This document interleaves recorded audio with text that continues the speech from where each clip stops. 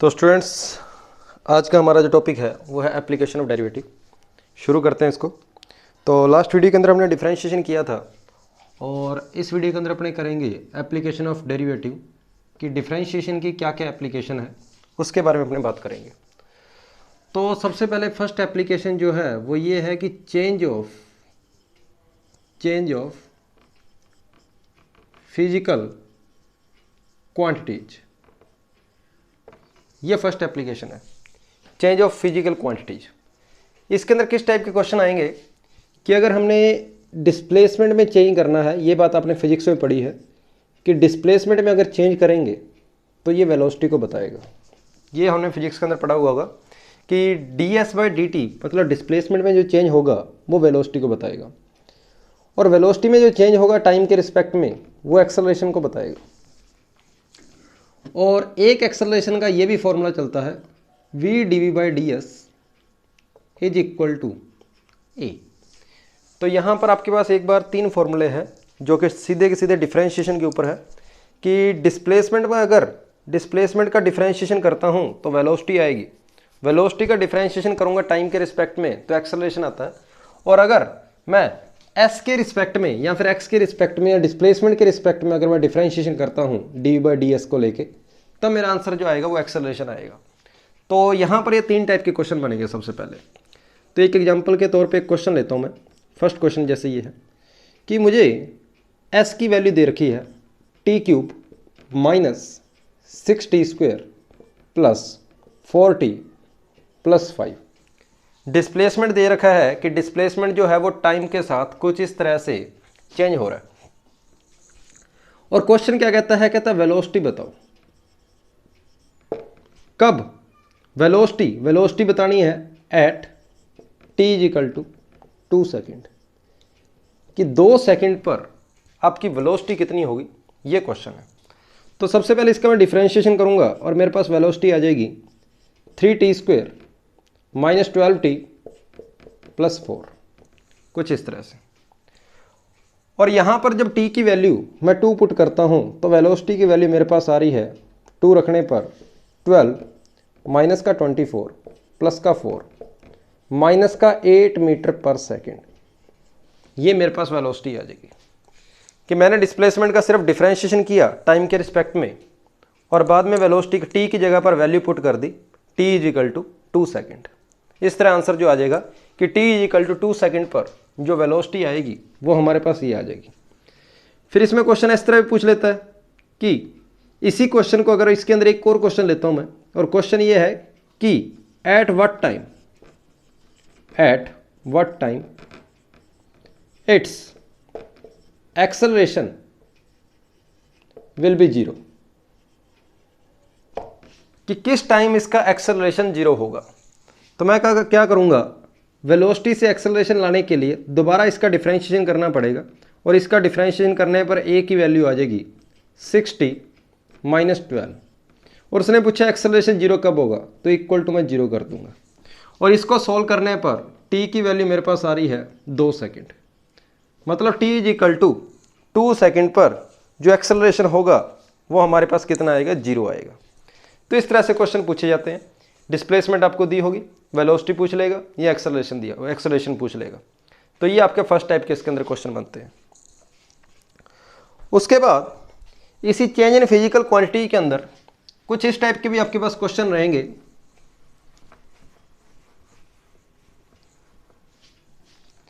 कि किसी सर्कल की जैसे मैं बात कर रहा हूं, ये सर्कल है और बोला जाता है कि सर्कल की जो रेडियस है वो बढ़ रही है लगातार। अगर सर्कल की रेडियस बढ़ेगी तो सर्कल का एरिया बढ़ेगा, सर्कल का एरिया भी लगातार बढ़ेगा। तो आपको क्या होगा, सर्कल की रेडियस में चेंज आपको दिया होता है, मतलब dr/dt टाइम के साथ रेडियस में चेंज आपको गिवन होगा, और एरिया में चेंज पूछ लेगा dA/dt क्या होगा, ये क्वेश्चन पूछ लिया जाता है इस टाइप के। तो जरूरी नहीं है सर्कल दिया हो, स्फीयर भी हो सकता है, सिलेंडर हो सकता है, इस टाइप की चीज़ें दे रखी होती है कि आपको डिफरेंशिएशन करना होता है, और कोई एक क्वांटिटी के अंदर चेंज दे रखा है एक पैरामीटर के अंदर, और उसके रिस्पेक्ट में किसी दूसरे पैरामीटर में चेंज पूछा जाता है। तो स्फीयर के एरिया की बात हो रही है, तो सबसे पहले आपने क्या करना, फॉर्मूला लिखना है। स्फीयर का एरिया का फॉर्मूला होता है मेरे पास पाई आर स्क्वायर। मुझे फाइंड करना है d a by d T, तो यहाँ पर सीधा इसका टाइम के रिस्पेक्ट में डेरिवेटिव कर दूंगा और D a by d t की वैल्यू आ जाएगी पाई, आर स्क्वायर की वैल्यू हो जाएगी 2r D r by d t, कुछ इस तरह से। इसकी वैल्यू आपने फाइंड करनी है, आर की वैल्यू आपको क्वेश्चन में गिवन होगी और D r by d t की वैल्यू भी आपके पास क्वेश्चन में गिवन होगी। इससे आपका क्या होगा, एरिया में चेंज आ जाएगा, D a by d t की वैल्यू आ जाएगी। तो बिल्कुल सिंपल सा क्वेश्चन आएगा, जिस क्वांटिटी के अंदर चेंज की बात करेगा आपने बस उसका एरिया लिखना है, उसके एरिया का डिफरेंशिएशन करके जो भी आपको दे रखा है, एरिया बोला एरिया का डिफरेंशिएशन कर दो, वॉल्यूम दे रखा है तो वॉल्यूम का कर दो, तो इस तरह आपका डायरेक्ट क्वेश्चन हो जाएगा।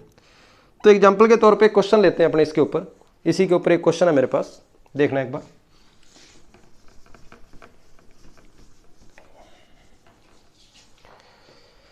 क्वेश्चन ये है, कहता है ए बैलून, ये आपका एनडीए के अंदर आया हुआ क्वेश्चन है, कहता है balloon is pump at the rate of 4 centimetre cube per second, 4 centimetre cube per second, centimetre cube per second, मतलब ये वॉल्यूम में चेंज की बात हो रही है।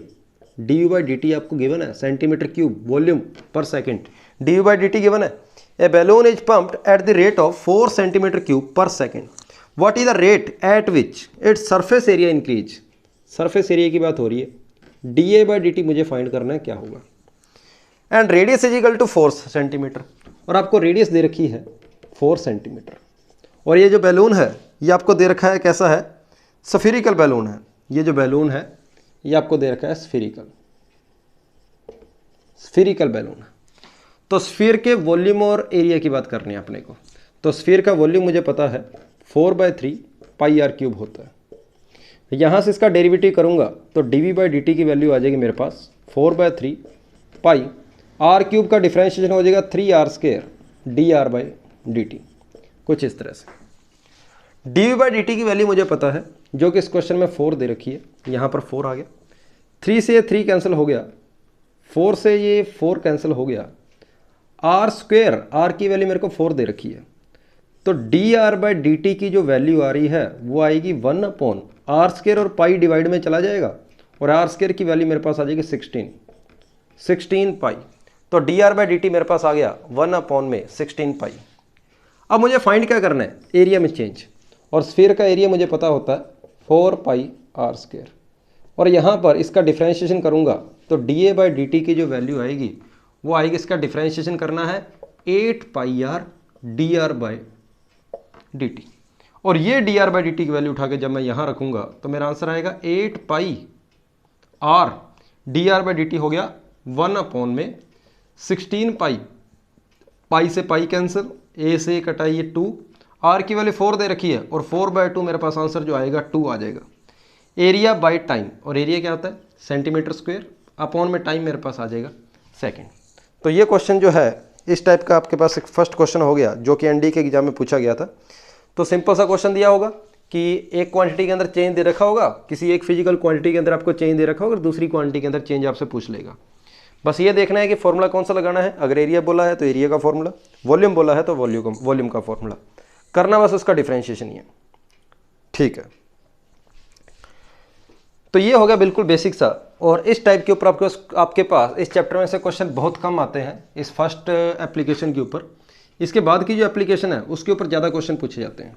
इसके बाद मैं सेकंड एप्लीकेशन के ऊपर चलता हूँ, डिफरेंशिएशन की सेकंड एप्लीकेशन जो है वो है tangent and normal, tangent and normal, tangent and normal. ये डिफरेंशिएशन की सेकंड एप्लीकेशन है कि किसी ग्राफ का टेंजेंट कैसे निकालेंगे और किसी ग्राफ की किसी पॉइंट पर नॉर्मल कैसे खींचा जाएगा। अब टेंजेंट और नॉर्मल है क्या, पहले इसको देख लेते हैं अपने। ये मेरे पास एक्स एक्सिस है, ये वाई एक्सिस है। आपको कोई भी एक ग्राफ दे रखा होगा, कोई भी एक ग्राफ दे रखा होगा, उसकी इक्वेशन दे रखी होगी आपको, और उस ग्राफ के ऊपर कोई ना कोई एक पॉइंट दे रखा हो कहीं पर, और उस पॉइंट पर आपने टेंजेंट खींचनी है, और उसी पॉइंट पर आपने कुछ इस तरह से नॉर्मल खींचना है। तो टेंजेंट की और नॉर्मल की इक्वेशन पूछ लेता है कि टेंजेंट और नॉर्मल की इक्वेशन क्या होगी। तो टेंजेंट जो है एक स्ट्रेट लाइन है, आपको पॉइंट तो गिवन ही होगा, ग्राफ के ऊपर एक पॉइंट गिवन होगा x1, y1, ग्राफ की इक्वेशन भी पता होगी, y = fx टाइप का कोई भी आपको फंक्शन दे देगा। तो पॉइंट होगा x1, y1, फंक्शन होगा y is equal to f x. हमें इस टेंजेंट की इक्वेशन निकालनी है और टेंजेंट जो एक स्ट्रेट लाइन है और स्ट्रेट लाइन की इक्वेशन होती है y minus y one is equal to m into x minus x one.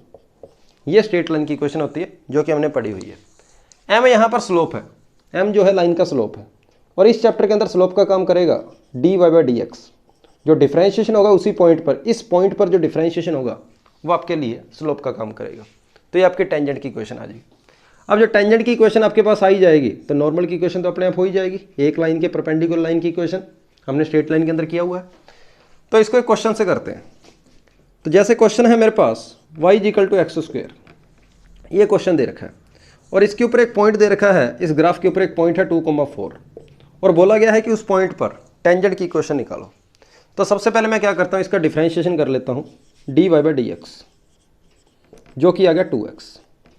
और ये जो dy बाई डी एक्स जो आया है ये स्लोप आया है और हमें स्लोप चाहिए इस पॉइंट के ऊपर। तो ये पॉइंट यहाँ पर पुट कर दो। ये पॉइंट जब यहाँ रखोगे x की जगह 2 रखोगे तो मेरे पास जो स्लोप आएगा वो 4 आएगा।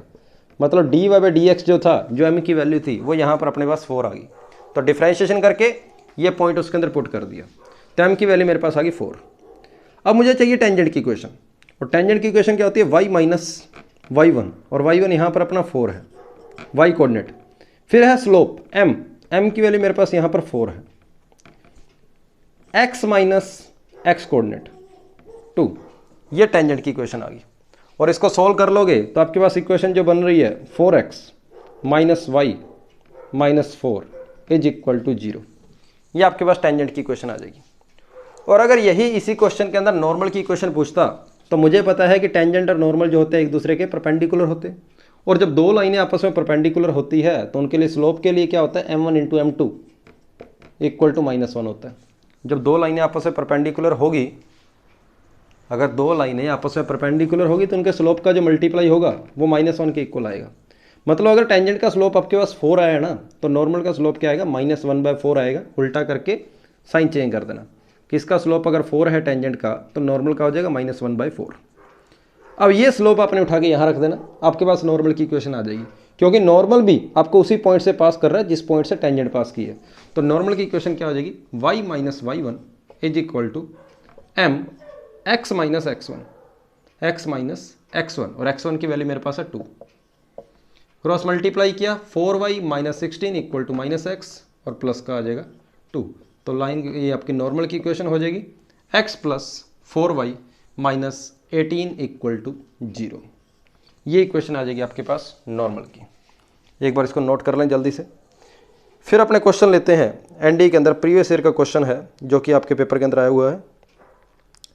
टेंजेंट और नॉर्मल की ही बात की गई है, तो हो गया होगा नोट। ये क्वेश्चन लेते हैं इसके बाद और क्वेश्चन कुछ इस तरह से है कि आपको एक फंक्शन दे रखा है, फंक्शन दे रखा है y is equal to e raise to power 2x और इसके ऊपर एक पॉइंट है 0,1। बस टेंजेंट बताना है, नॉर्मल बताना है, टेंजेंट का स्लोप बताना है। सिंपल वही वाले क्वेश्चन जो मैंने अभी करवाया है कि y इज इक्वल टू ई की पावर 2x, कोई फंक्शन दे रखा है और इसके ऊपर एक पॉइंट है 0,1। हमने वहाँ पर टेंजेंट निकालना है और नॉर्मल निकालना है। तो y इज इक्वल टू ई की पावर 2x का जो ग्राफ होता है, ये आपका एक्सपोनेंशियल फंक्शन का ग्राफ कुछ इस टाइप के होते हैं। ग्राफ आपको अगर आपको आता है तो अच्छी बात है, नहीं आता तो कोई टेंशन लेने वाली बात नहीं है। ग्राफ अपने काम का नहीं है इसके अंदर। तो 0,1 पॉइंट ये रहा, 0,1 पॉइंट ये रहा। तो सबसे पहले मैं इस पॉइंट पर स्लोप चेक कर लेता हूँ। तो इसका डिफ्रेंशिएशन हो जाएगा dy बाई डी एक्स की जो वैल्यू आएगी मेरे पास 2 इंटू ई की पावर 2x आएगी। और जब ये पॉइंट उठा के मैं इसकी जगह x की जगह पुट करूँगा तो मेरे पास ये स्लोप जो आ रहा है वो 2 आ रहा है। मतलब जो टेंजेंट बनेगी उस टेंजेंट का स्लोप आएगा वो 2 आएगा। तो टेंजेंट की इक्वेशन क्या होगी, y minus y one is equal to m x minus x1। तो ये होगी 2x minus y plus 1 equal to 0। ये हमारे पास आ गई टेंजेंट की इक्वेशन। मतलब ये जो है इस टेंजेंट की ये इक्वेशन आ गई। और जब ये टेंजेंट x एक्सिस को कट कर रही है, यहाँ पर y को 0 किया तो x की वैल्यू मेरे पास आ रही है -1/2। तो ये जो पॉइंट हो गया ये -1/2, 0 हो गया। तो ये टेंजेंट ने x एक्सिस को कट किया है -1/2, 0 पे। और टेंजेंट खींची किस जगह पर थी, 0,1 पे, 0,1 पे। अब अगर नॉर्मल की इक्वेशन निकालूंगा तो नॉर्मल की इक्वेशन क्या होगी, y minus y one, slope क्या हो जाएगा, टेंजेंट को उल्टा करके साइन चेंज कर दो, -1/2, तो यहाँ से आ जाएगा 2y minus 2 is equal to minus का x, तो x plus 2y minus 2 equal to 0। ये मेरे पास आ गई नॉर्मल की इक्वेशन। और नॉर्मल क्या होगी, ये लाइन परपेंडिकुलर लाइन, टेंजेंट के जो लाइन परपेंडिकुलर होगी उसको अपने बोलेंगे नॉर्मल। और ये आ गई नॉर्मल की इक्वेशन कुछ इस तरह से। अब ये नॉर्मल जहाँ पर x एक्सिस को कट करेगी, ये पॉइंट क्या है, y को 0 किया तो x की वैल्यू होगी 2, मतलब ये पॉइंट मेरे पास है 2,0। तो यहाँ पर ये टेंजेंट की इक्वेशन है और ये मेरे पास नॉर्मल की इक्वेशन है। अब मैंने ये पॉइंट क्यों मार्क किए हैं, यहाँ पर आपको एक थोड़ी सी बात और बताता हूँ। अगर इसी क्वेश्चन के अंदर लेंथ ऑफ टेंजेंट पूछता कि टेंजेंट की लेंथ कितनी होगी, तो टेंजेंट ने जहाँ पर x एक्सिस को कट किया ना, इस पॉइंट से और इस पॉइंट की ये जो डिस्टेंस होगी यही लेंथ ऑफ टेंजेंट होती है। मतलब टेंजेंट की लेंथ क्या बनेगी, जिस पॉइंट पर टेंजेंट खींचनी है उस पॉइंट से लेकर टेंजेंट ने जहाँ पर x एक्सिस को कट किया है उन दोनों पॉइंट के बीच की जो डिस्टेंस होगी उसको बोलेंगे डिस्टेंस ऑफ टेंजेंट। उसके बाद नॉर्मल की डिस्टेंस क्या होगी, उसी पॉइंट से जहाँ पर हमने नॉर्मल बनाना था, नॉर्मल ने जहाँ पर x एक्सिस को कट किया है, इन दोनों पॉइंट के बीच की जो डिस्टेंस होगी उसको बोलेंगे distance of length of normal. तो यहाँ से आपके पास टेंजेंट की लेंथ आ जाएगी और नॉर्मल की लेंथ आ जाएगी, किससे, डिस्टेंस फार्मूला से। दोनों डिस्टेंस फार्मूला लगाने हैं, ठीक है। एक टर्म और आती है सब नॉर्मल और सब टेंजेंट। तो सब टेंजेंट क्या होता है कि जहाँ पर आपने टेंजेंट खींची है जिस जगह पर, उस पॉइंट को, उस पॉइंट का आप देखो कि उस पॉइंट के जस्ट नीचे एक्स एक्सिस के ऊपर कौन सा पॉइंट है, वो पॉइंट। तो इन दोनों पॉइंट के बीच की डिस्टेंस जो टेंजेंट का प्रोजेक्शन बना रही है, टेंजेंट के नीचे आ रही है, ये जो लेंथ है इसको बोलेंगे लेंथ ऑफ सब टेंजेंट। उसी तरह नॉर्मल के नीचे ये जो प्रोजेक्शन बन रहा है नॉर्मल का, इतनी इतनी लेंथ है, इसको बोलेंगे लेंथ ऑफ सब नॉर्मल। तो ये अगर पॉइंट 0,1 था तो 0,1 के जस्ट नीचे एक्स एक्सिस के ऊपर पॉइंट क्या होगा, 0,0 ही होगा। तो 0,0 की 2,0 से डिस्टेंस आ गई मेरे पास 2, तो ये जो 2 है ये लेंथ ऑफ सब नॉर्मल है। ये -0,5 था, ये 0 था, तो ये डिस्टेंस मेरे पास आ जाएगी 1/2, हाफ आ जाएगी। तो ये जो लेंथ होगी इसको बोलेंगे लेंथ ऑफ सब टेंजेंट। और टेंजेंट की लेंथ कैसे आएगी, इन दोनों में डिस्टेंस फार्मूला लगा देना। और नॉर्मल की लेंथ कैसे आएगी, इन दोनों में डिस्टेंस फार्मूला लगा देना। तो ये आपके पास आ जाएगी लेंथ ऑफ नॉर्मल।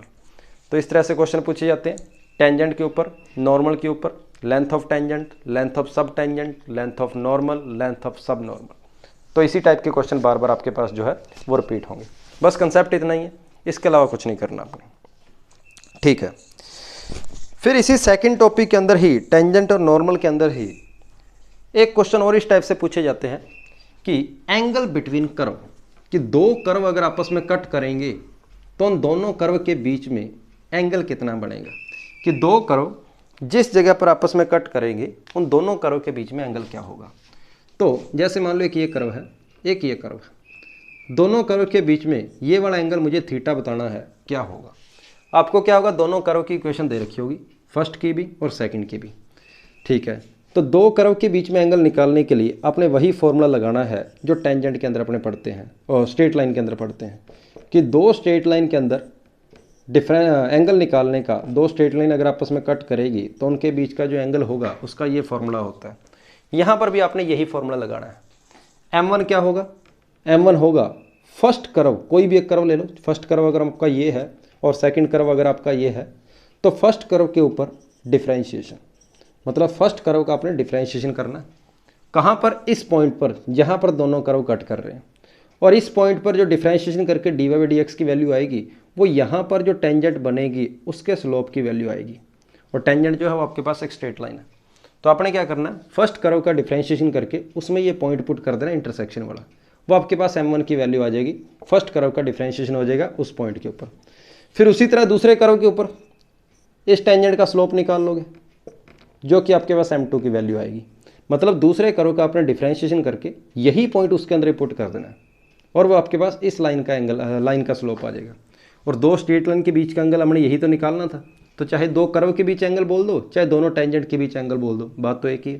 तो हमने यही फॉर्मूला लगा लेना है। तो m1 और m2 की वैल्यू उठा के आपने यहाँ पुट कर देनी है, आपके पास दोनों कर्व के बीच में जो है एंगल आ जाएगा। तो ये तो हो गया इसका बेसिक सा कंसेप्ट। अब चलते हैं इसके एग्जाम्पल की ओर। तो इसका मैं एक एग्जाम्पल ले रहा हूँ कि y is equal to x square एक कर्व है और x is equal to y square ये दूसरा कर्व है, और पूछा गया है कि दोनों कर्व के बीच में एंगल कितना होगा, दोनों कर्व के बीच में एंगल कितना होगा। तो सबसे पहले आपने क्या करना है, दोनों कर्व को आपस में सोल्व करके चेक करना है कि दोनों कर्व आपस में कितनी जगह कट कर रहे हैं, क्योंकि जितनी जगह कट करेंगे हर जगह एंगल बनेगा, तो अपने सारे के सारे एंगल निकालने पड़ेंगे जितनी जगह भी कर्व आपका कट करेगा। तो सबसे पहले मैं दोनों इक्वेशन को आपस में सोल्व करूंगा, और जब दोनों इक्वेशन को सोल्व करके वैल्यू निकालता हूं तो वैल्यू क्या आएगी, y की वैल्यू एक्स स्क्वायर में यहाँ रखता हूँ तो x इज इक्वल टू हो गया x की पावर 4। मैंने क्या किया, ये y की वैल्यू जो एक्स स्क्वायर थी वो इस y की जगह रख दी, तो एक्स स्क्वायर का स्क्वायर x की पावर 4 हो जाएगा। x जब उधर जाएगा तो x की power 4 minus x equal to 0, और इसको सोल्व करके x की मेरे पास दो वैल्यू आ गई, एक x इज इक्वल टू 0 आ गई और एक x इज इक्वल टू क्या आ गई 1 आ गई। और जैसे ही x इज इक्वल टू 0 मैं यहाँ पर या यहाँ पर रखता हूँ तो मेरे पास y इज इक्वल टू भी 0 आएगा, और अगर x को मैं 1 रखूँगा तो y इज इक्वल टू मेरे पास 1 आएगा। तो एक पॉइंट तो मेरे पास 0,0 है और एक पॉइंट मेरे पास क्या है 1,1। मतलब दोनों कर्व आपस में दो जगह कट कर रहे हैं, एक पॉइंट है 0,0 और एक दोनों का इंटरसेक्शन पॉइंट है 1,1, और दोनों के दोनों जगह आपको पता है एंगल बनेगा, और हमें वही एंगल निकालना है कि वो एंगल कितना होगा। तो अगर मैं इसका ग्राफ बनाऊं तो y is equal to x square जो है वो अपवर्ड पैराबोला है, आपका अपवर्ड पैराबोला कुछ इस टाइप का है। उसके बाद है x is equal to y square, ये आपका राइट हैंड पैराबोला है जो कि कुछ इस टाइप का है।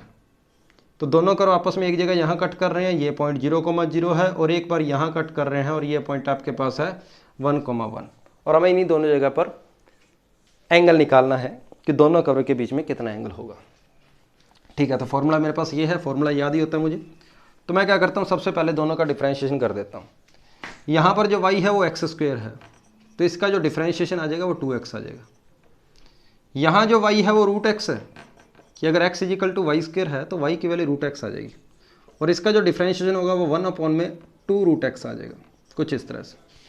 ठीक है, सबसे पहले पॉइंट ये चेक करता हूँ, x की जगह पर 0 रखा तो यहाँ 0 रखने पर 0 आ गया, मतलब लाइन का स्लोप 0 है, मतलब लाइन हॉरिजॉन्टल है।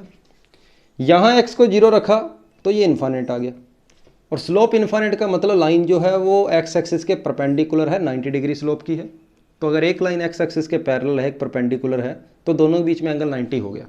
तो 0,0 पर जो एंगल आएगा वो आपके पास कैसा आएगा, 90 डिग्री आएगा, जो कि ग्राफ से पता लग रहा था कि जो अपना x एक्सिस है और जो y एक्सिस है वो टेंजेंट का ही काम कर रहे हैं, और दोनों कर्व के बीच में एंगल बन रहा है 90 डिग्री। कि जब मैंने इस कर्व का डिफ्रेंशिएशन किया तो स्लोप 0 आया, और स्लोप 0 वाली टेंजेंट कौन सी है, x एक्सिस। और जब मैंने इस कर्व का डिफ्रेंशिएशन किया तो स्लोप आपका इन्फाइनाइट आया, और इन्फाइनाइट का मतलब वाई एक्सिस की बात हो रही है, क्योंकि वाई एक्सिस 90 डिग्री एंगल बना रही है एक्स एक्सिस से। तो दोनों कर्व ने आपस में कितना एंगल बनाया, 90 डिग्री। ये तो बिल्कुल आसान सा हो गया। अब अपने चलते हैं इस 1,1 पे, कि ये जो मैंने पॉइंट लिखा है 1,1, एक्स की वैल्यू 1 है, वाई की वैल्यू 1 है, यहाँ पर स्लोप क्या होगा। अब एक्स की वैल्यू यहाँ पर आप 1 पुट करो तो इसका वैल्यू, इसकी वैल्यू आपके पास आ जाएगी 2। फिर x की वैल्यू 1 यहाँ पुट करो, इसकी वैल्यू आपके पास क्या आएगी 1/2। मतलब 1,1 पर एक टेंजेंट का स्लोप है 2 और दूसरी टेंजेंट का स्लोप है 1/2, और ये दोनों वैल्यू उठा के आपने यहाँ पुट करनी है, आंसर आ जाएगा। तो tan theta is equal to हो गया m1 minus m2, 2 minus half, 1 plus m1 m2, 2 into 1/2। तो ये 2 से 2 कैंसिल हो गया, ये हो जाएगा 4 माइनस 1 3, और ये 3/4 आपकी वैल्यू आ जाएगी, कि tan थीटा की वैल्यू जो होगी वो आपके पास 3/4 आ जाएगी, और यहाँ से थीटा की वैल्यू जो होगी वो आपकी tan इनवर्स 3/4। ये आपका इस क्वेश्चन का आंसर है, कि दोनों के बीच में एंगल जो होगा वो theta is equal to tan inverse 3/4, और tan इनवर्स 3/4 जो होता है वो लगभग इक्वल टू होता है 37 डिग्री के। याद नहीं रखनी वैल्यू, आपको यही आंसर मिलेगा पेपर के अंदर, लेकिन इसकी वैल्यू जो होती है अप्रोक्सीमेट 37 डिग्री के इक्वल होती है। तो दोनों टेंजेंट के बीच में जो एंगल बन रहा है वो आपके पास 37 डिग्री आएगा। तो इस तरह से क्वेश्चन पूछा जाता है कि दो कर्व के बीच में एंगल क्या होगा। तो एक बार इसको नोट कर लें, और इसी के साथ ही आपका सेकंड एप्लीकेशन जो है डिफरेंशिएशन की वो कंप्लीट होती है। फर्स्ट हमने किया था change in physical quantities, second हम कर रहे हैं टेंजेंट एंड नॉर्मल के ऊपर, जो कि आपकी कंप्लीट है। इसके बाद चलते हैं अपने थर्ड एप्लीकेशन की ओर। टोटल हमारे पास 4 एप्लीकेशन है, 4 है, 2 हमने कर ली है। थर्ड होगी इंक्रीजिंग एंड डिक्रीजिंग फंक्शन, और फोर्थ होगी आपके पास मैक्सिमा और मिनिमा, जिसके ऊपर क्वेश्चन बहुत पूछे जाते हैं। इस चैप्टर में सबसे ज़्यादा जो क्वेश्चन आएंगे वो आपके पास मैक्सिमा और मिनिमा के ऊपर से आते हैं, मैक्सिमा और मिनिमा से। एवरेज इस चैप्टर में से आपके पास 4 क्वेश्चन रहेंगे, लेकिन इस बार 2018 का जो पेपर हुआ था, 19 का जो पेपर हुआ था सेकंड, इसके लगभग 7-8 क्वेश्चन आए थे, तो काफ़ी आपका ये वेटे रख रहा था इस बार। अब करना क्या अपने को, इंक्रीजिंग और डिक्रीजिंग की बात करनी है। इंक्रीजिंग फंक्शन और डिक्रीजिंग फंक्शन, कुछ इस तरह फंक्शन इंक्रीज करते हैं, कुछ इस तरह फंक्शन डिक्रीज करते हैं। अगर फंक्शन इंक्रीज करेगा तो टेंजेंट कुछ ये लाइन आएगी, और इस लाइन का जो थीटा होगा वो 90 डिग्री से कम होगा।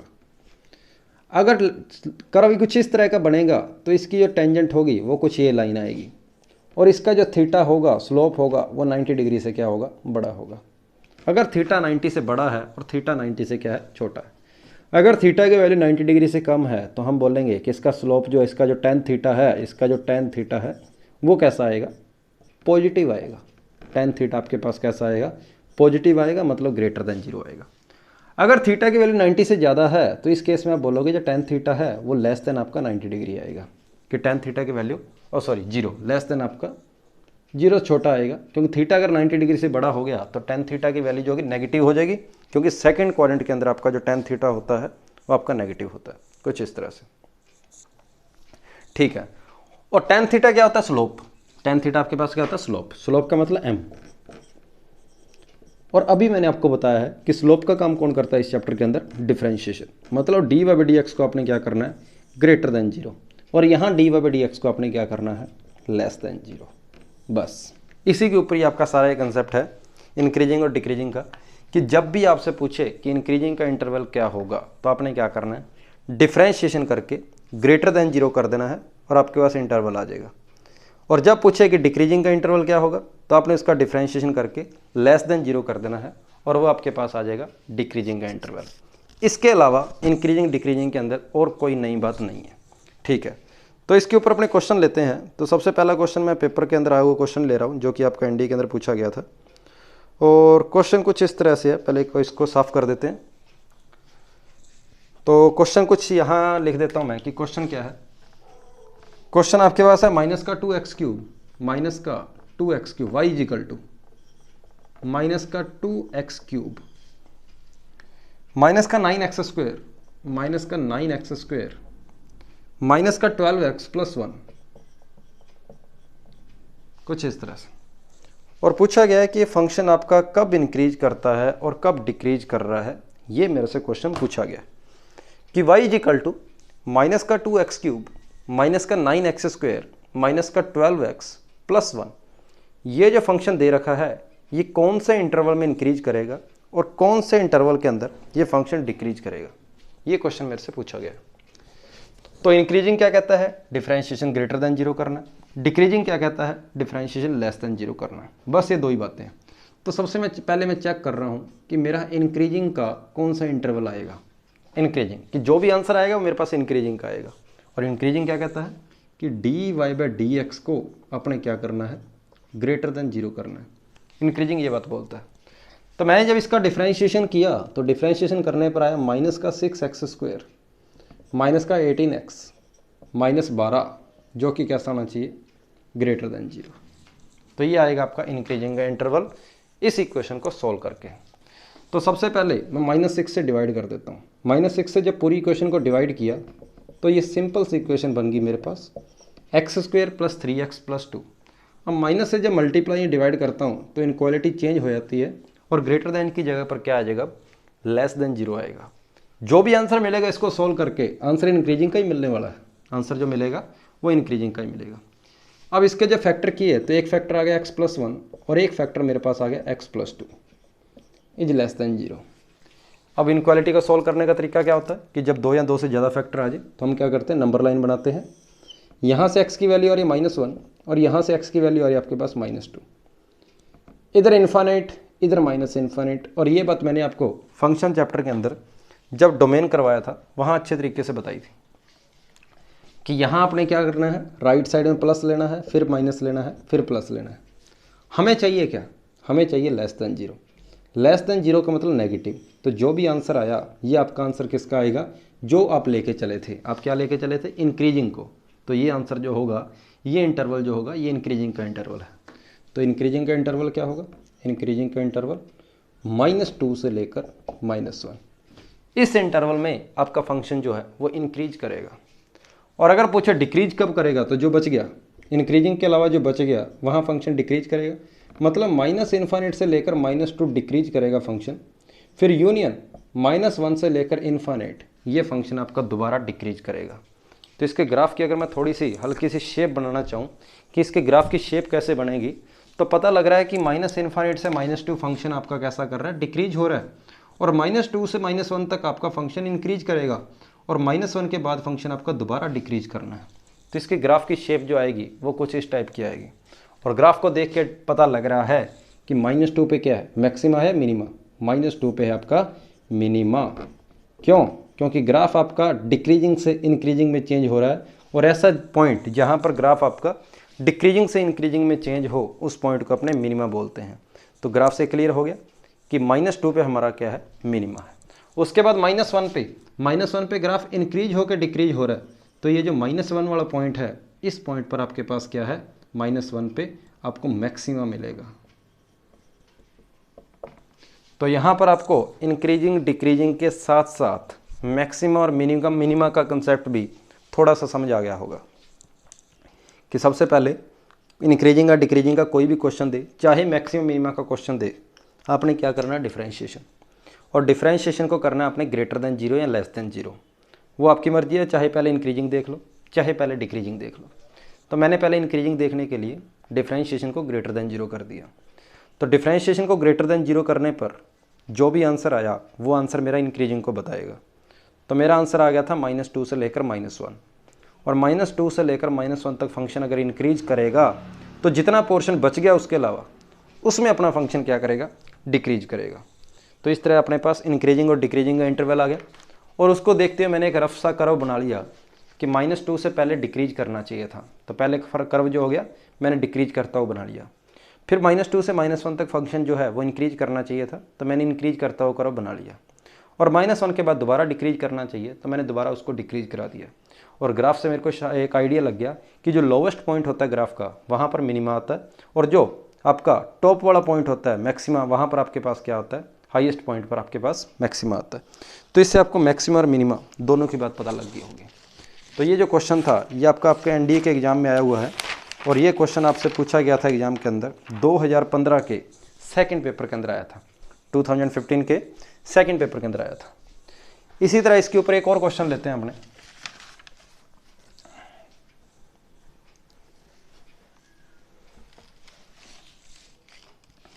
क्वेश्चन कुछ इस तरह से है, और ये क्वेश्चन आया हुआ है आपके 18 के सेकंड पेपर के अंदर है कि 2018 के सेकंड पेपर के अंदर आपका क्वेश्चन पूछा गया। ये फंक्शन दिया है y = या fx = x sin x plus cos x plus 1/2 cos square x।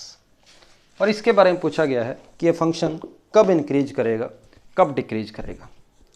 y = x sin x plus cos x plus half cos square x। और ये फंक्शन आपका कब इंक्रीज करेगा कब डिक्रीज करेगा। इसके ऊपर आपके पास 4 ऑप्शन दिए थे स्टेटमेंट की फॉर्म में कि कब इंक्रीज करेगा कब डिक्रीज करेगा, आपने वही बताना है। तो इंक्रीजिंग हो या डिक्रीजिंग हो, मैंने आपको बोला था कोई भी एक चीज़ उठा लो, चाहे इंक्रीजिंग को उठा लो चाहे डिक्रीजिंग को। तो मैं एक बार चेक कर रहा हूँ इंक्रीजिंग कहाँ पे है, कि ये फंक्शन आपका कहाँ इंक्रीज करेगा। और इंक्रीजिंग क्या बोलता है कि डिफ्रेंशिएशन करके dy/dx करके आपने क्या करना है, इसको ग्रेटर देन 0 करना है, कि dy/dx करके इस फंक्शन का डिफ्रेंशिएशन करके अपने ग्रेटर देन 0 करना है। तो इसका जब डिफ्रेंशिएशन करूंगा तो यहाँ u.v लगेगा, x को वैसे का वैसे रखा, sin x का cos x हो गया, sin x को वैसे का वैसे रखा, x का डिफ्रेंशिएशन 1 हो गया। ये तो हो गया इसका डिफ्रेंशिएशन। cos x का डिफ्रेंशिएशन मुझे पता ही है, -sin x। और यहाँ इसका डिफ्रेंशिएशन हो जाएगा 1/2 2 cos x इनटू में -sin x। ये इसका मैंने डिफ्रेंशिएशन कर दिया, ये जो फंक्शन आपको दे रखा था। और इसको मैंने करना क्या है, ग्रेटर देन 0 करना है। sin x से sin x कैंसिल हो जाएगा, 2 से 2 कैंसिल हो जाएगा। तो ये आ गया x cos x minus sin x into cos x। ये कैसा होना चाहिए, ग्रेटर देन 0। यहाँ पर अगर मैं cos x कॉमन लेता हूँ तो मेरे पास आएगा x माइनस साइन एक्स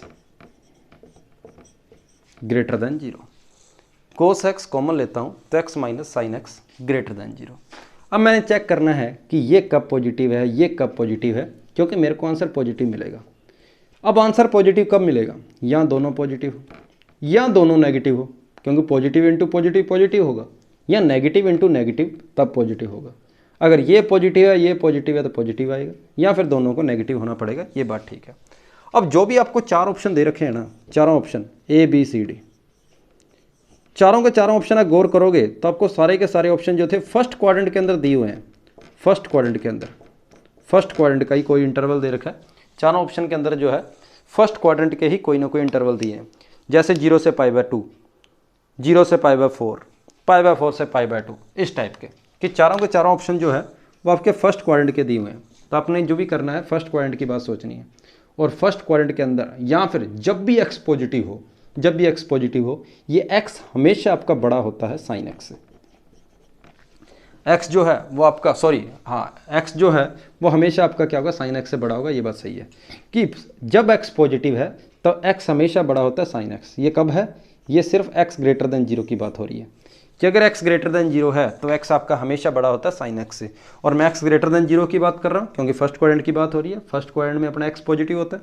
ठीक है, तो यहाँ पर पॉजिटिव वैल्यू की बात हो रही है, और पॉजिटिव है तो यहाँ ये आपकी वैल्यू ज़्यादा है इससे, और बड़ी वैल्यू में से जब मैं छोटी वैल्यू को माइनस करूँगा तो ओवरऑल मेरे को क्या मिलेगा, पॉजिटिव मिलेगा। मतलब ये कैसा आ गया, पॉजिटिव आ गया। और दोनों को मल्टीप्लाई करके पॉजिटिव आना चाहिए, तो कोस एक्स को भी क्या होना पड़ेगा, पॉजिटिव। बस मैंने ये देखना है कि कोस एक्स ग्रेटर देन 0 कब होगा, यहीं से मेरा आंसर आ जाएगा कि अगर ये तो पता लग गया पॉजिटिव है, अब दोनों का मल्टीप्लाई जो है पॉजिटिव होना चाहिए। मतलब कोस एक्स को क्या होना चाहिए, ग्रेटर देन 0। और कोस एक्स ग्रेटर देन 0 कब होगा, और इसी को ही अपना आंसर आ जाएगा। कोस एक्स ग्रेटर देन 0 कब होता है, फर्स्ट क्वाड्रेंट के अंदर 0 से लेकर π/2, 0 से लेकर π/2 कोस एक्स जो है वो आपका पॉजिटिव होता है। तो इसके 4 ऑप्शन क्या दे रखे हैं, मैं ऑप्शन पढ़ देता हूँ। फर्स्ट ऑप्शन है it is increasing in the interval 0 से लेकर π/2। तो कोस एक्स पॉजिटिव कब होता है, 0 से π/2। सही बात है, कोस एक्स 0 से π/2 में पॉजिटिव होता है।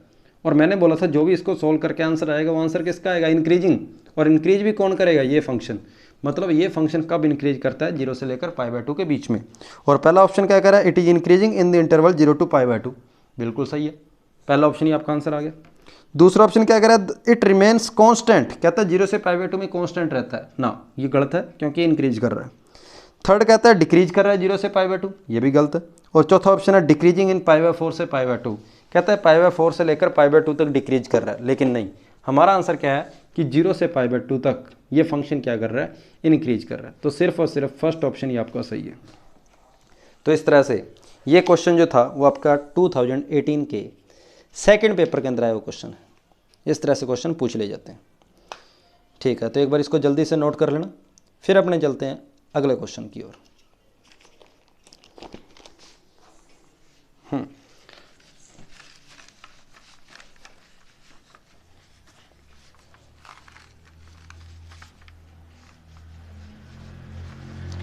अगला क्वेश्चन कुछ इस तरह से है। ये आपका क्वेश्चन ये भी 2015 के अंदर आया हुआ है, और क्वेश्चन ये पूछा गया है कि फंक्शन दिया है y equal to x² upon में e की पावर में x, किस इंटरवल में ये फंक्शन इंक्रीज करेगा, ये क्वेश्चन पूछा गया।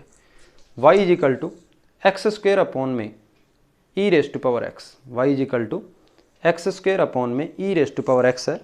ये फंक्शन किस इंटरवल में इंक्रीज करेगा, तो उसने पूछा ही इंक्रीजिंग के बारे में है कि ये फंक्शन आपका कब इंक्रीज करेगा।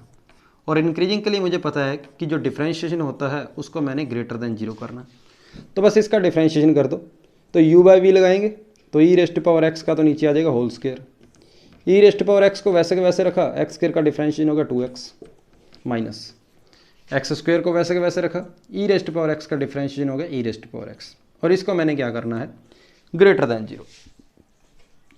अब e raise to power x तो एक कॉमन आके कैंसिल ही हो गया, e raise to power x जो है वो कैंसिल हुआ, तो मेरे पास बचा गया 2x minus x² upon e raise to power x, जो कि आना चाहिए ग्रेटर देन 0। अब e raise to power x exponential function, x की हर एक वैल्यू के लिए ये क्या होता है पॉजिटिव, एक्स को कुछ भी रख दो, एक्सपोनेंशियल फंक्शन आपका हमेशा पॉजिटिव होता है। मैंने आपको फंक्शन के अंदर इसकी रेंज बताई थी कि इसकी रेंज 0 से लेकर इन्फाइनाइट होती है, सिर्फ पॉजिटिव नंबर। अगर ये पॉजिटिव है तो ये भी पॉजिटिव आएगा, मतलब ये हो गया 2x minus x square greater than 0। इसको सोल्व करके जो भी आंसर आएगा वो आंसर अपना किसका होगा, इंक्रीजिंग का होगा। तो इसको सोल्व करते हैं अपने। तो सबसे पहले मैंने माइनस से मल्टीप्लाई कर दिया और माइनस से मल्टीप्लाई करने पर कुछ ऐसा आ गया, माइनस से मल्टीप्लाई करने पर ये बात होगी। और यहाँ पर जब मैं x कॉमन ले रहा हूँ तो x को कॉमन लेने पर आएगा x minus 2 is less than 0। फिर x की दो वैल्यू आ रही है 0, 2, इन्फाइनाइट और या minus infinite, plus minus plus. मुझे क्या चाहिए, लेस देन 0, और लेस देन 0 का मतलब नेगेटिव, तो मेरा आंसर आ जाएगा 0 से लेकर 2। तो ये जो इंटरवल आया है वो किसका आया है, इंक्रीजिंग का आया है। कि ये जो इंटरवल आया है ये आपका किसका है, कि इंक्रीजिंग का। अब अगर बाद में मान लो कोई मैक्सिमम मिनिमा की बात कर लेता है कि इसका मैक्सिमम मिनिमा बताओ, तो इंक्रीजिंग की जो बाद वाली लिमिट होती है वो आपकी हमेशा मैक्सिमा को बताएगी, और इंक्रीजिंग की जो पहले वाली लिमिट होती है वो हमेशा आपकी किसको बताएगी, मिनिमा को बताएगी। मतलब x इज इक्वल टू 0 पर इस फंक्शन का मिनिमा था और x इज इक्वल टू 2 पर इस फंक्शन का क्या था, मैक्सिमा था। इस तरह से कि x इज इक्वल टू 0 पर फंक्शन का क्या है, मिनिमा, क्योंकि 0 से 2 तक आपका फंक्शन इंक्रीज कर रहा है। और अगर 0 से 2 तक फंक्शन अगर आपका ये कुछ इस तरीके से इंक्रीज करेगा और बाद में डिक्रीज कर रहा है, पहले भी डिक्रीज कर रहा है, तो 0 पे मिनिमा आएगा और 2 पे क्या आएगा, आपका मैक्सिमा आएगा। तो 0 पर मिनिमा आएगा, 2 पर मैक्सिमा आएगा, ये बात भी क्लियर होगी। अब क्वेश्चन पूछा जा सकता है कि मिनिमम वैल्यू बताओ या फिर मैक्सिमम वैल्यू बताओ। तो मुझे पता है 0 पर मिनिमा है, x इज इक्वल टू 0 पर क्या है, मिनिमा। तो x की जगह पर 0 पुट कर दो, आपको आंसर क्या मिल गया, 0। तो इसकी जो मिनिमम वैल्यू है इस फंक्शन की वो क्या है, 0 है। फिर मुझे ये पता लग गया कि 2 पर मैक्सिमा है, 2 पर क्या है, मैक्सिमा, तो 2 पर मैक्सिमा आएगा। तो मैक्सिमम वैल्यू कितनी आएगी, x की जगह 2 पुट कर दो, तो 4 अपॉन में e का स्क्वायर, ये हमारे पास क्या आ जाएगी, मैक्सिमम वैल्यू। तो इस तरह से increasing, decreasing, maximum, minimum, maxima, minima, ये सारे के सारे क्वेश्चन जो है वो एक साथ सॉल्व हो जाते हैं।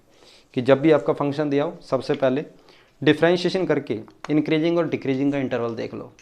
इंक्रीजिंग डिक्रीजिंग से ही आपको आइडिया लग जाएगा कि फंक्शन का मैक्सिमा कहाँ है और मिनिमा कहाँ है। जहाँ पर मैक्सिमा और मिनिमा होंगे वहीं पर आपने मैक्सिमम और मिनिमम वैल्यू पुट कर देनी है और फाइंड कर लेनी है। मैक्सिमा या मिनिमा क्या होते हैं, एक्स की वैल्यू आती है कि एक्स की किस वैल्यू पर आपको लोवेस्ट वैल्यू मिल रही है या फिर हाईएस्ट वैल्यू मिल रही है।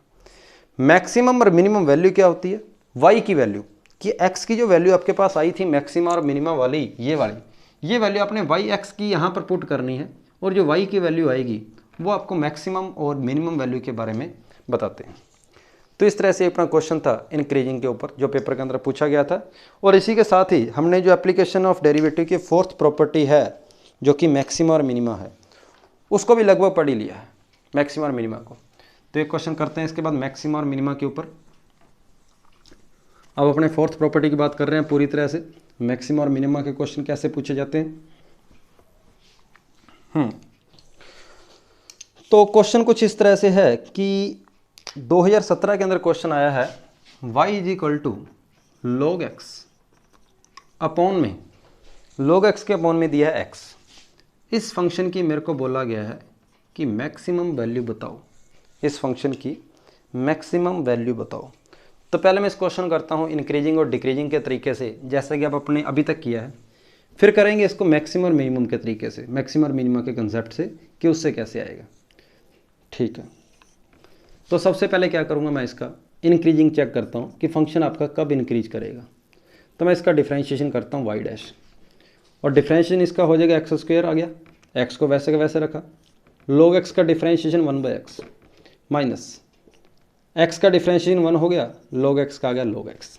और इंक्रीजिंग के लिए मैंने इसको क्या करना है, ग्रेटर देन 0 करना है। x से x कैंसिल हो गया, तो 1 minus log x upon x square, ये मैंने करना है ग्रेटर देन 0।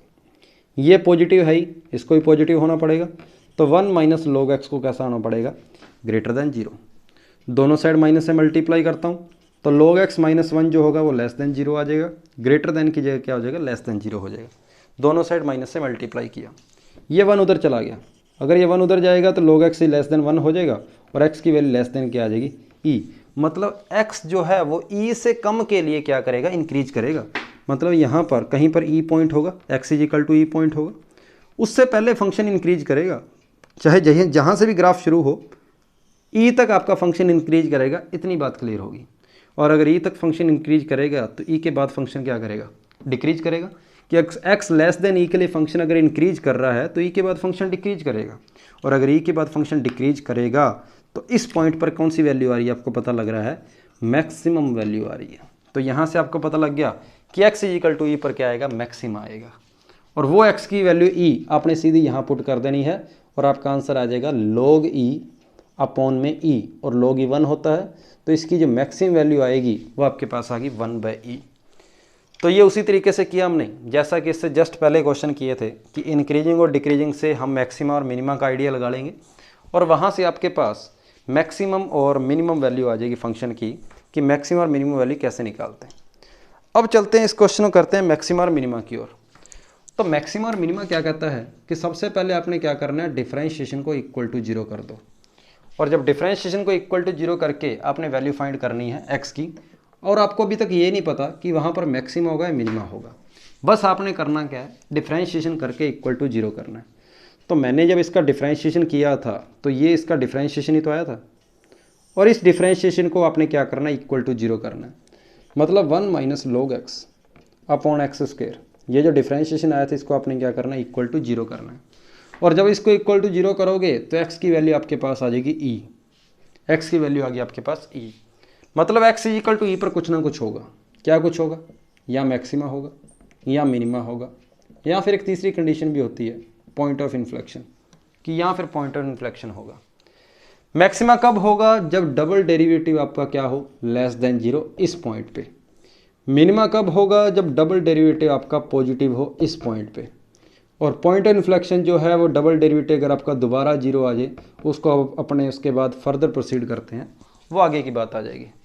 बस फिलहाल आपके पास ये रहेगा कि अगर इसी पॉइंट पर दोबारा डिफरेंशिएशन करोगे और अगर डबल डेरिवेटिव नेगेटिव आ गया तो इस पॉइंट पर आपको क्या मिलेगा, मैक्सिमा, और डबल डेरिवेटिव अगर पॉजिटिव आ गया तो आपको क्या मिलेगा, मिनिमा, और अगर डबल डेरिवेटिव 0 आ गया तो अपने बात करेंगे पॉइंट ऑफ इन्फ्लेक्शन की।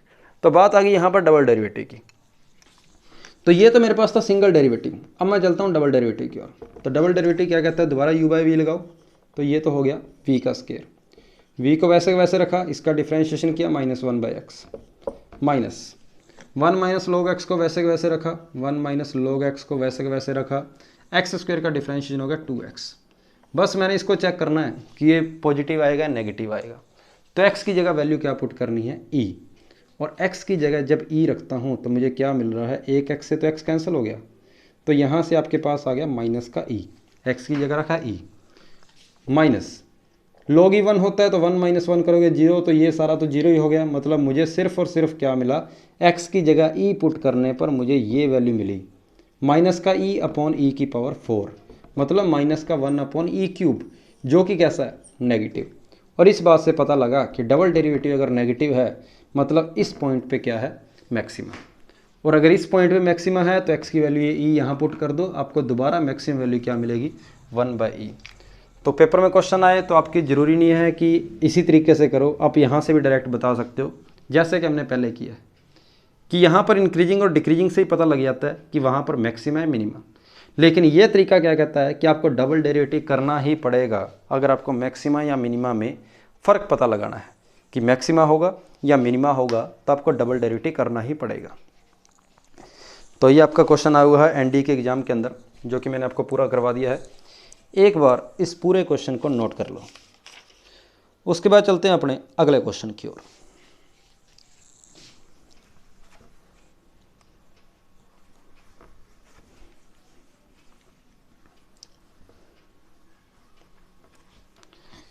नेक्स्ट क्वेश्चन जो है वो 2018 के पेपर में ही आया हुआ है, और क्वेश्चन कुछ इस तरह है कि 16 sine theta minus 12 sine square theta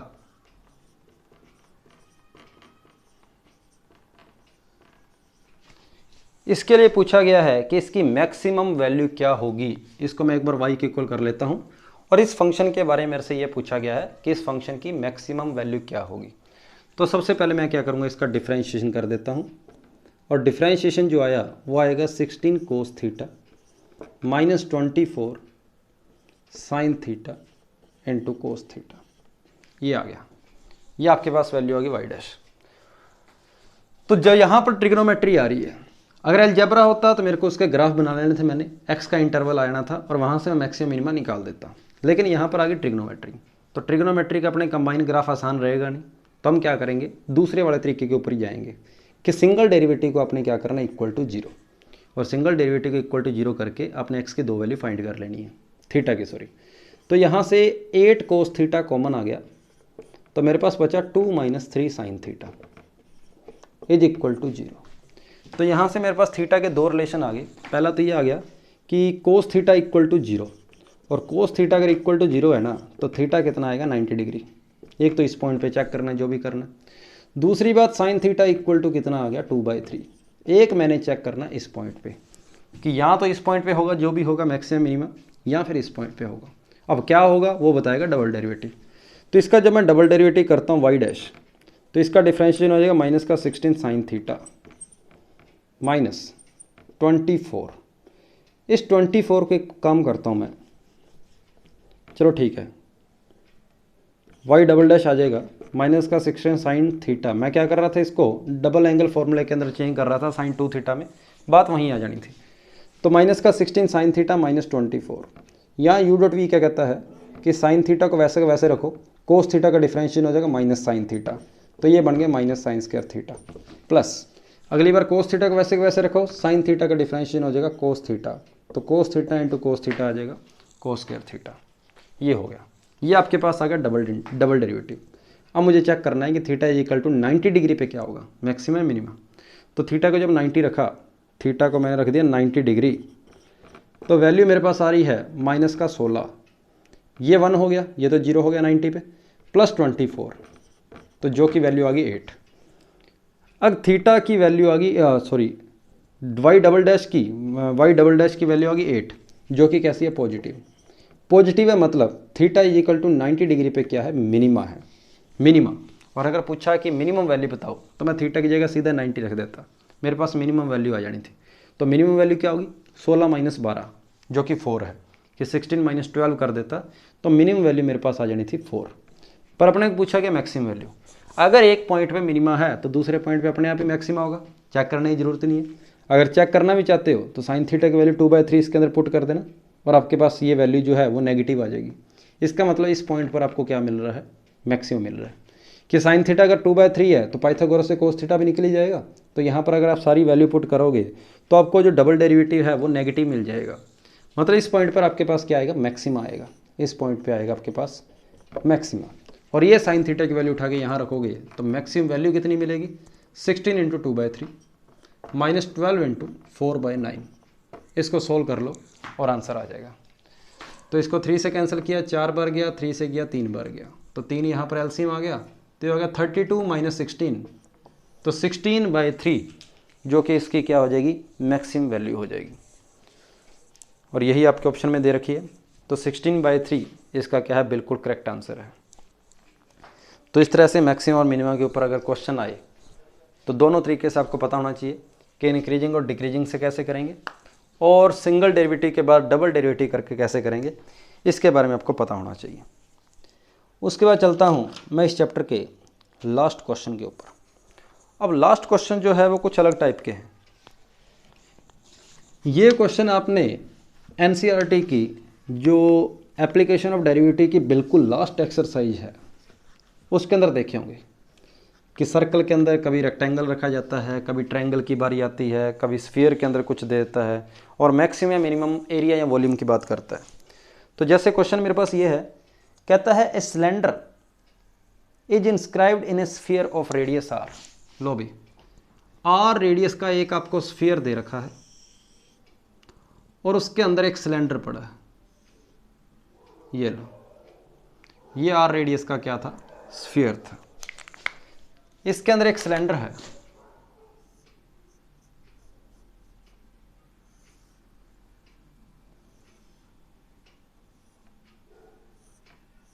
इसके अंदर आपको एक सिलेंडर दिया हुआ है और स्फीयर की आपको रेडियस दे रखी है कि स्फीयर की जो रेडियस है वो आपके पास स्मॉल आर है, आपको गिवन है। और फिर पूछा गया what is the height of cylinder of maximum volume, फिर है what is the radius of cylinder of maximum volume. अब आपने ये देखना है कि गिवन क्या है और मैक्सिमम किसको करना है। वो बार बार सिलेंडर के वॉल्यूम को मैक्सिमम की बात करने को कह रहा है।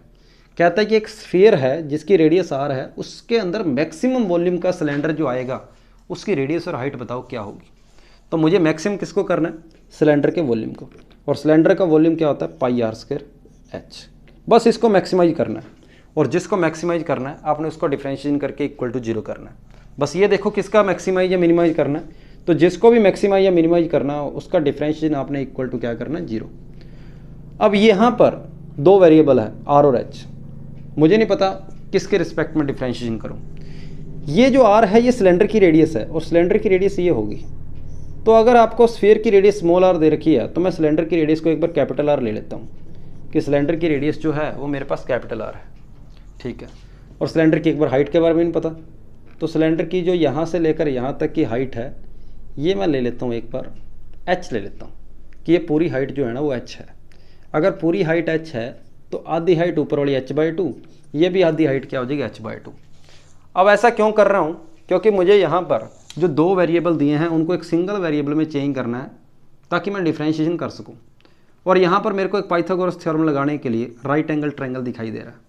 और राइट एंगल ट्रायंगल क्या कर रहा है, हाइपोटेनस का स्क्वायर स्मॉल आर का square is equal to perpendicular का स्क्वायर प्लस बेस का square h²/4 plus r square. तो जो आपके पास दो वेरिएबल थे अब यहाँ से एक सिंगल वेरिएबल में चेंज हो जाएंगे, क्योंकि आर स्क्वायर तो आर तो आपको गिवन है, आर कांस्टेंट है, सिर्फ यही दो वेरिएबल की बात हो रही है। तो ये दोनों वेरिएबल एक सिंगल वेरिएबल के फॉर्म में चेंज हो जाएंगे। तो आर स्क्वायर की वैल्यू मैं उठा के यहाँ रख देता हूँ, तो वी मेरे पास आ जाएगा पाई r² - h²/4 इंटू में h। ये आ गई v की वैल्यू। अब मेरे पास सिर्फ एक वेरिएबल बचा है स्मॉल h, और अब मैं आसानी से डिफरेंशिएशन कर सकता हूँ। तो पहले मैं h को अंदर मल्टीप्लाई कर दूंगा फिर डिफरेंशिएशन कर दूंगा। तो v इज इक्वल टू आपके पास h अंदर मल्टीप्लाई करने पर आ रहा है पाई r² h माइनस h³/4, और इसका जब डिफरेंशिएशन करूंगा v डैश तो डिफरेंशिएशन हो जाएगा पाई r² का r² हो गया, h का 1 हो गया, माइनस 3h²/4, ये इसका डेरिवेटिव हो गया। और इसको करना है इक्वल टू 0, इस डेरिवेटिव को इक्वल टू 0 करना है।